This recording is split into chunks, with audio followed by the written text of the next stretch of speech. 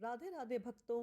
नमस्कार है भक्तों, आपके अपने चैनल धर्मवाणी में आपका हार्दिक स्वागत है। भक्तों, आज मैं आपको सुनाने जा रही हूँ जया एकादशी की कथा, जिसका व्रत करने से मनुष्य के भूत प्रेत आदि बाधा पापों का नाश, मोक्ष की प्राप्ति और भगवान श्री हरि विष्णु की विशेष कृपा प्राप्त होती है।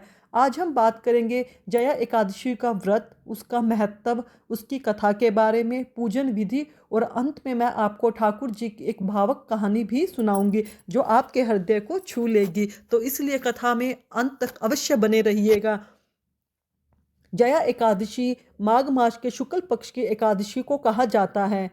जो भक्त श्रद्धा से जया एकादशी का व्रत करता है, उसके जन्म जन्मांतर के सभी पाप नष्ट हो जाते हैं, उसके भूत प्रेत बाधा आदि सब दूर हो जाती है। यह एकादशी विशेष रूप से अकस्मात भय, दुख स्वपन, नकारात्मक शक्तियां दूर करने, प्रेत बाधा से रक्षा करने वाली मानी जाती है। हर एकादशी भगवान विष्णु को प्रिय होती है, लेकिन जया एकादशी का अपना एक विशेष स्थान है, क्योंकि यह एकादशी जीवन को अधोगति से उठाकर भगवती के ओर ले जाती है।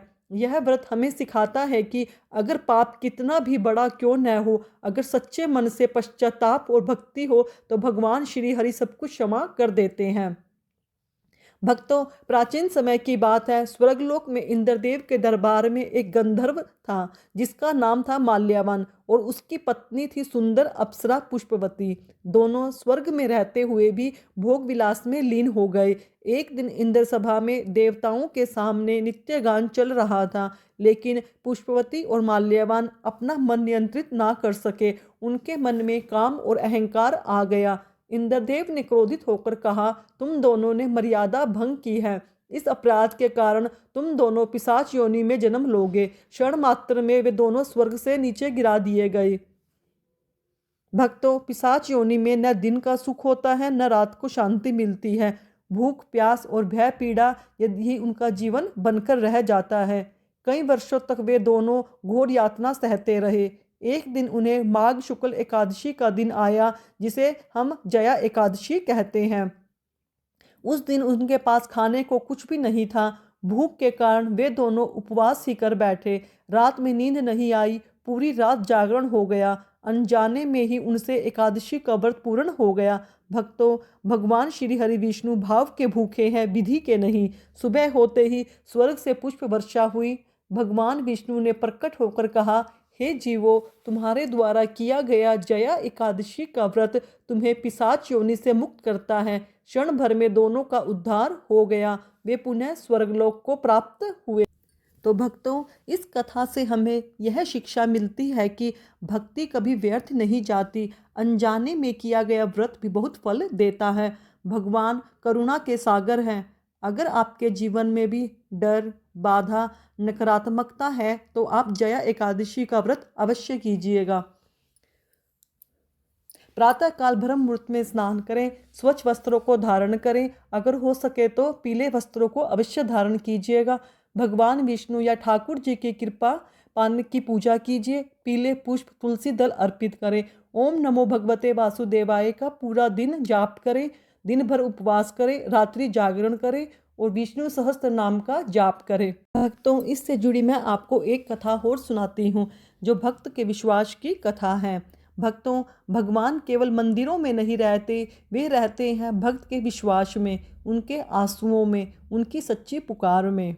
आज मैं आपको सुनाने जा रही हूँ ठाकुर जी की एक ऐसी कथा, जिसे सुनकर कई भक्तों की आंखें नम हो जाती हैं। यह कथा बताती है कि जब पूरा संसार साथ छोड़ देता है, तब ठाकुर जी अकेले खड़े रहते हैं। एक निर्धन व्यक्ति की कहानी। किसी गांव में एक बहुत ही गरीब भक्त रहता था। ना उसके पास धन था, ना कोई बड़ा परिवार। झोपड़ी सी उसकी कुटिया, और उसी कुटिया में मिट्टी का एक छोटा सा मंदिर। उस मंदिर में लड्डू गोपाल के रूप में ठाकुर जी विराजमान थे।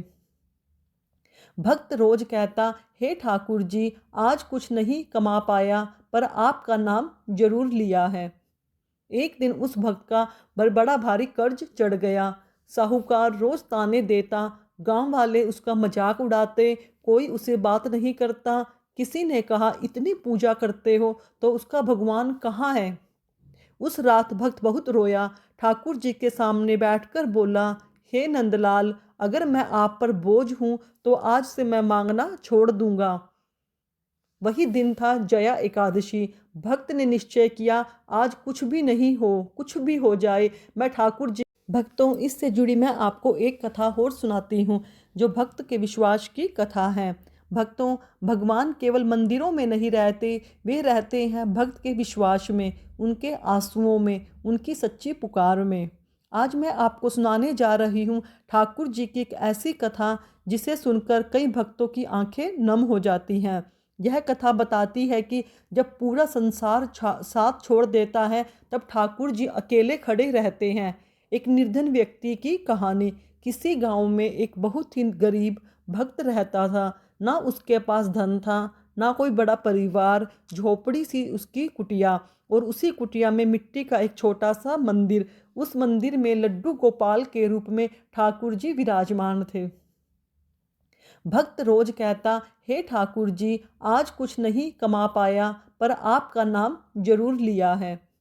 एक दिन उस भक्त का बड़ा भारी कर्ज चढ़ गया। साहूकार रोज ताने देता, गांव वाले उसका मजाक उड़ाते, कोई उसे बात नहीं करता। किसी ने कहा, इतनी पूजा करते हो तो उसका भगवान कहाँ है। उस रात भक्त बहुत रोया। ठाकुर जी के सामने बैठकर बोला, हे नंदलाल, अगर मैं आप पर बोझ हूँ तो आज से मैं मांगना छोड़ दूंगा। वही दिन था जया एकादशी। भक्त ने निश्चय किया, आज कुछ भी नहीं हो, कुछ भी हो जाए, मैं ठाकुर जी के लिए उपवास रखूंगा। घर में अन्न नहीं था, पानी पीकर ही वह दिन भर भजन करता रहा। रात आई, नींद नहीं आई, वह बार बार ठाकुर जी से बातें करता रहा। हे मेरे काना, अगर मैं गलत हूँ तो दंड दे देना, पर मेरा विश्वास मत तोड़ना। रात के अंतिम पहर दरवाजे पर दस्तक हुई। एक संत खड़े थे। संत बोले, भूखा हूँ, कुछ मिलेगा। भक्त के पास कुछ नहीं था। उसने कहा, महाराज, मेरे पास तो कुछ नहीं है, पर मेरे ठाकुर जी हैं। भक्त ने अपने लड्डू गोपाल को संत के आगे रख दिया।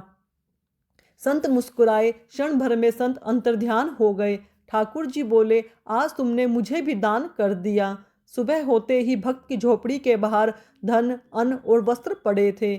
साहूकार स्वयं आकर बोला, तेरा कर्ज चुका दिया गया है। भक्त समझ गया, यह सब जया एकादशी और ठाकुर जी की कृपा थी।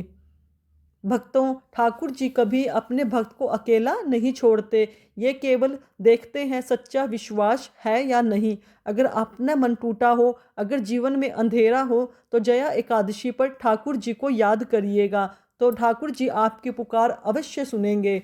यह थी ठाकुर जी की एक कथा जो हमें सिखाती है, भक्ति व्यापार नहीं, भगवान समय लेते हैं लेकिन साथ कभी नहीं छोड़ते। जय ठाकुर जी की, जय श्री विष्णु की। बोल विष्णु भगवान की जय।